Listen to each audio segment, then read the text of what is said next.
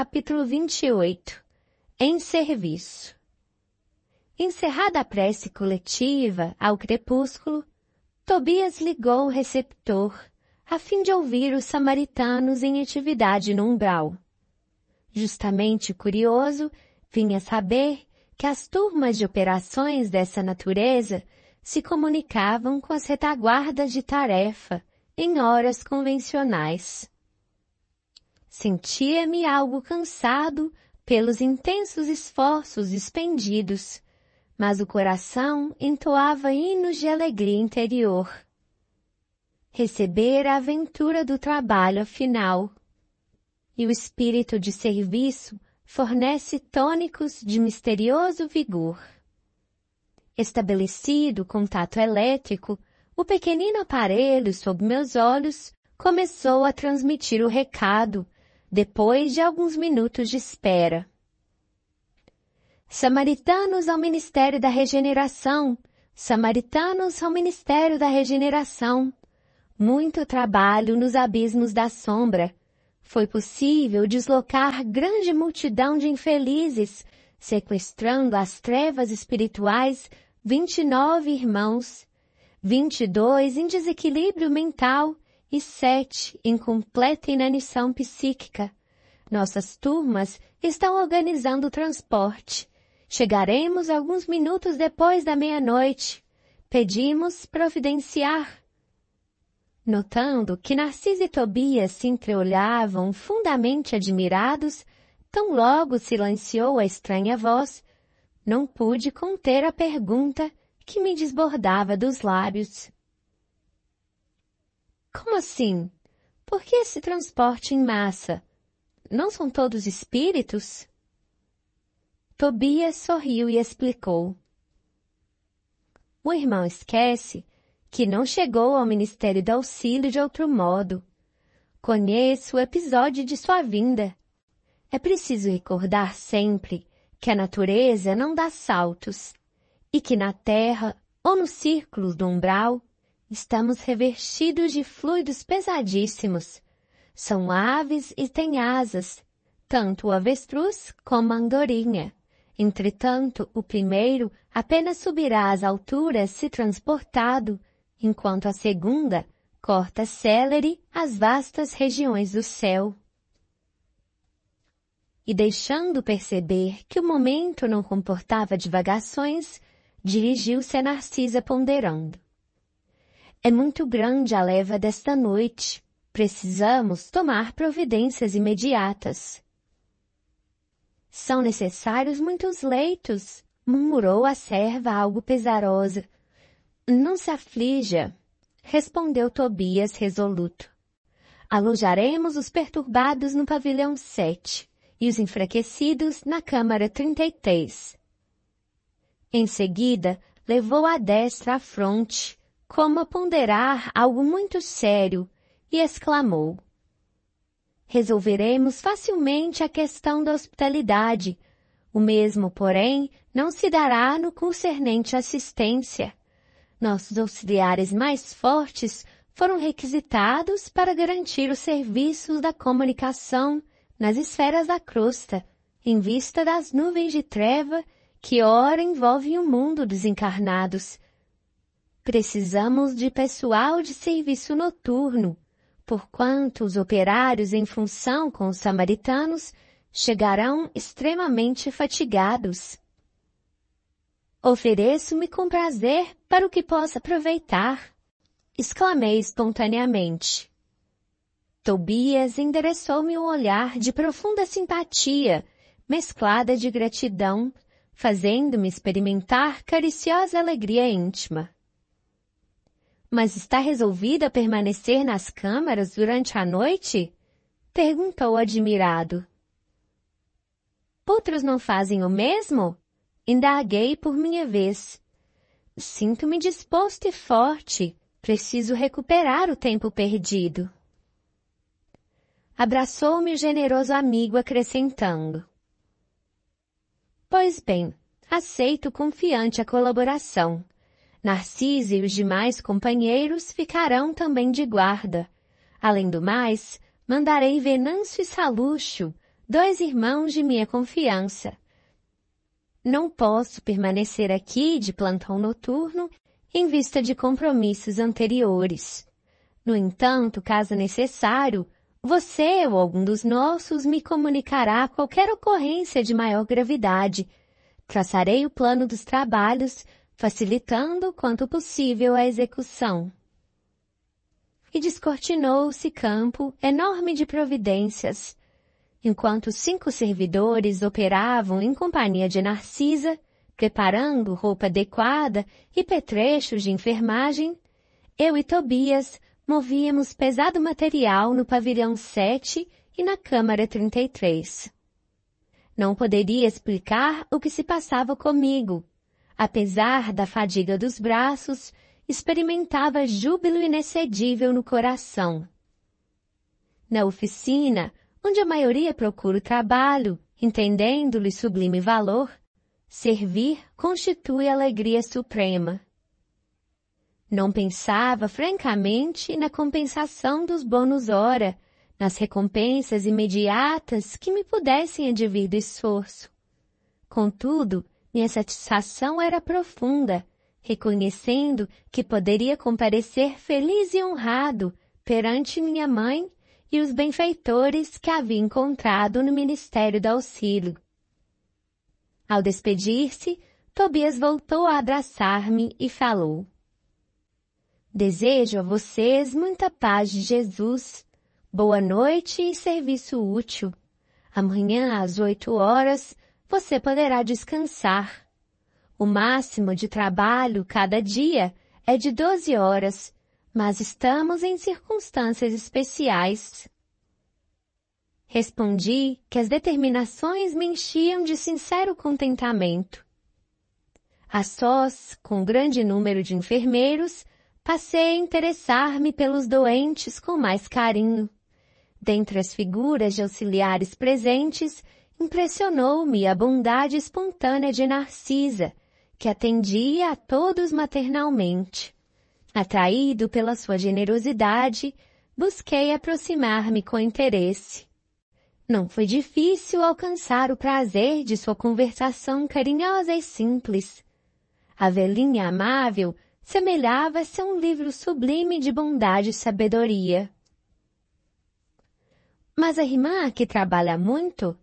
Perguntei a certa altura da palestra amistosa. Sim, permaneço nas câmaras de retificação em serviço ativo há 6 anos e alguns meses. Entretanto, ainda me faltam mais de 3 anos para realizar meus desejos.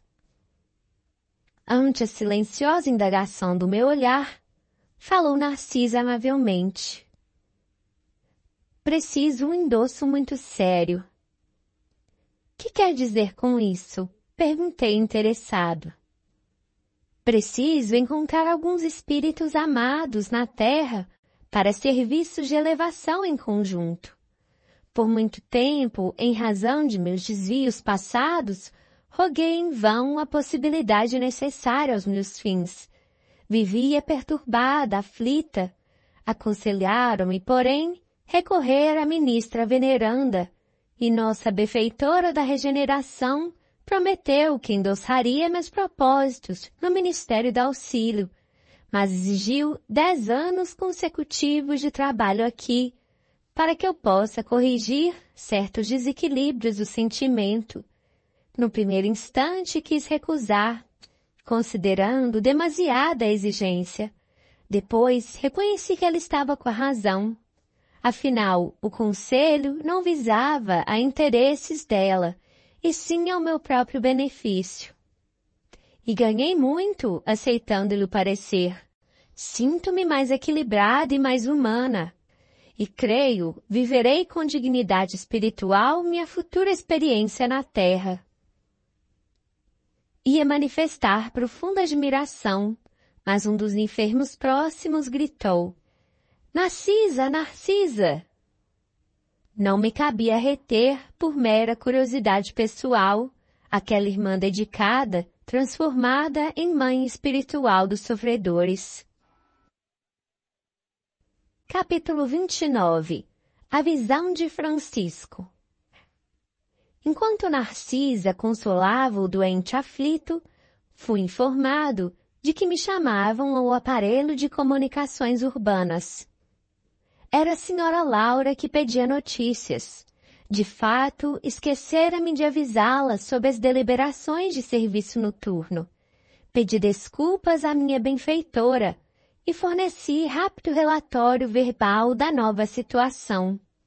Através do fio, a genitora de Lísias parecia exultar, compartilhando o meu justo contentamento.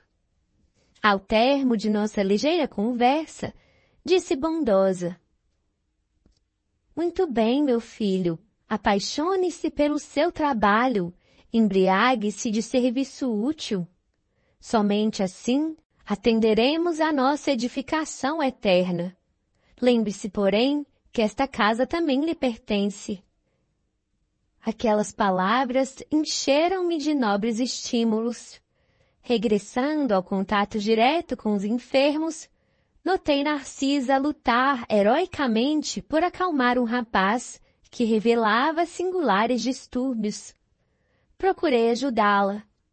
O pobrezinho, de olhos perdidos no espaço, gritava espantadiço: "Acuda-me, por amor de Deus, tenho medo, medo!"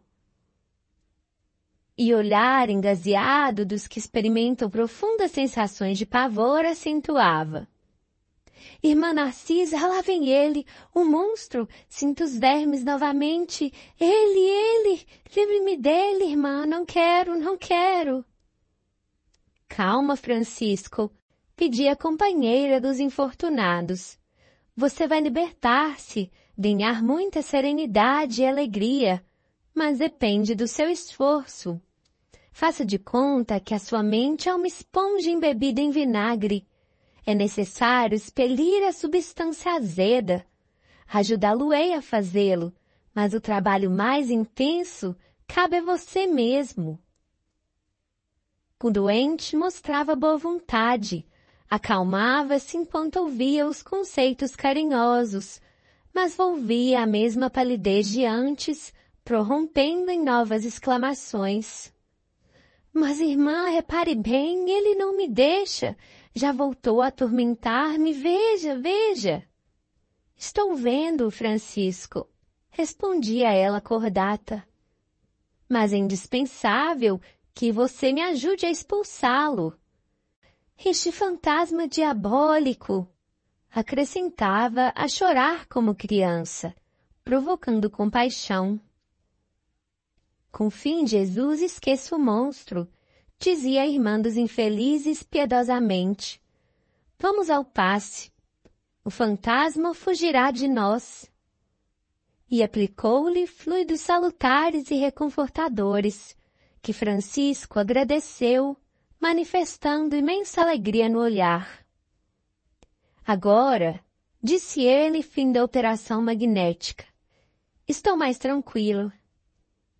Narcisa ajeitou-lhe os travesseiros, mandou que uma serva lhe trouxesse água magnetizada. Aquela exemplificação da enfermeira edificava-me. O bem como o mal em toda parte estabelece misterioso contágio. Observando-me o sincero desejo de aprender, Narcisa aproximou-se mais, mostrando-se disposta a iniciar-me nos sublimes segredos do serviço. "A que se refere o doente?" indaguei impressionado. "Está porventura assediado por alguma sombra invisível ao meu olhar?" A velha servidora das câmaras de retificação sorriu carinhosamente e falou: "Trata-se do seu próprio cadáver." "Que me diz?" Tornei espantado. O pobrezinho era excessivamente apegado ao corpo físico e veio para a esfera espiritual após um desastre oriundo de pura imprudência. Esteve, durante muitos dias, ao lado dos despojos, em pleno sepulcro, sem se conformar com situação diversa. Queria firmemente levantar o corpo hirto, tal o império da ilusão em que vivera, e nesse triste esforço gastou muito tempo. Amedrontava-se com a ideia de enfrentar o desconhecido e não conseguia acumular nem mesmo alguns átomos de desapego às sensações físicas. Não valeram socorros das esferas mais altas, porque fechava a zona mental a todo pensamento relativo à vida eterna. Por fim, os vermes fizeram-lhe experimentar tamanhos padecimentos que o pobre se afastou do túmulo, tomado de horror. Começou, então, a peregrinar nas zonas inferiores do umbral. No entanto, os que lhe foram pais na terra possuem aqui grandes créditos espirituais e rogaram sua internação na colônia.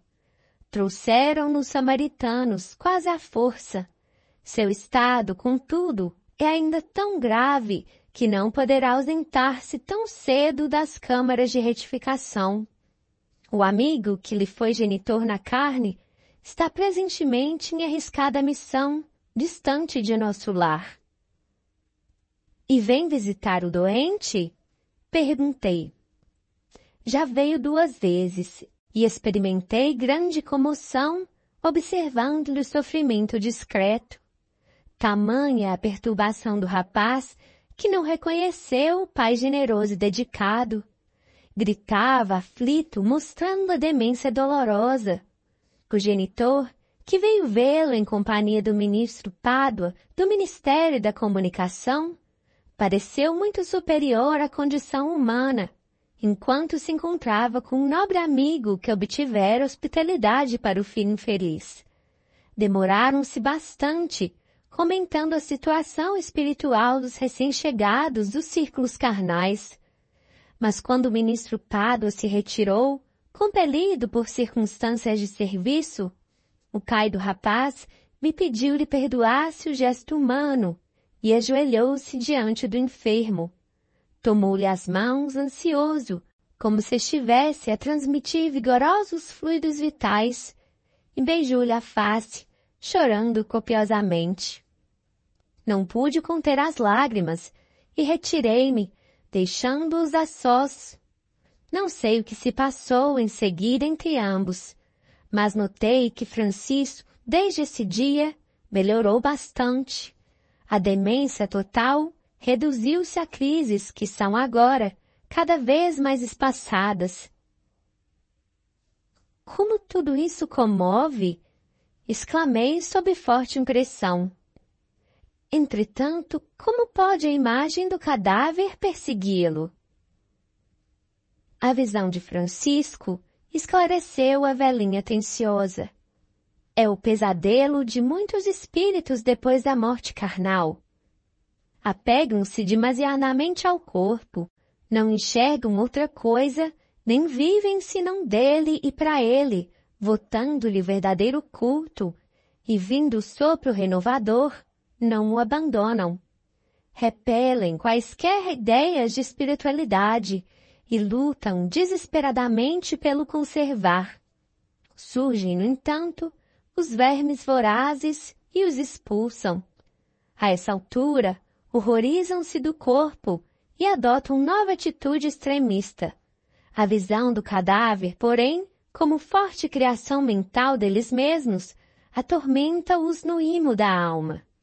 Sobrevêm perturbações e crises, mais ou menos longas, e muitos sofrem até a eliminação integral de seu fantasma. Notando-me a comoção, Narcisa acrescentou: graças ao Pai, venho aproveitado bastante nestes últimos anos de serviço. Ah, como é profundo o sono espiritual da maioria de nossos irmãos na carne. Isto, porém, deve preocupar-nos, mas não deve ferir-nos. A crisálida cola-se à matéria inerte, mas a borboleta alçará o voo. A semente é quase imperceptível e, no entanto, o carvalho será um gigante. A flor morta volve à terra, mas o perfume vive no céu. Todo embrião de vida parece dormir. Não devemos esquecer estas lições. E Narcisa calou-se, sem que me atrevesse a interromper-lhe o silêncio.